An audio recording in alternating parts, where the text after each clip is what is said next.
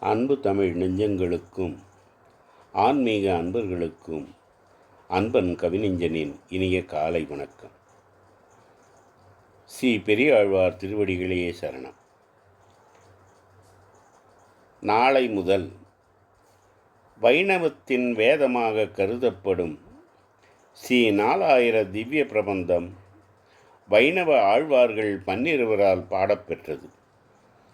4000 பாடல்களைக் கொண்ட எல்லாம் வல்ல எம்பெருமான் ஸ்ரீ நாராயணனை பக்தி பாமாலையிலிருந்து திரு பெரியாழ்வார் அவர்கள் அருளிச் செய்த 2ஆம் திருமொழி சீதக்கடல் என்ற பாசுரங்களில் குழந்தை கண்ணனது திருமேனி அழகை அன்னை யசோதை அவர்கள் அனுபவித்து ஆனந்தமடைந்து அவளுடைய அன்பு தோழிகளையும் வந்து காணும்படி அழைக்கும் பாசுரங்கள் ஆகும்.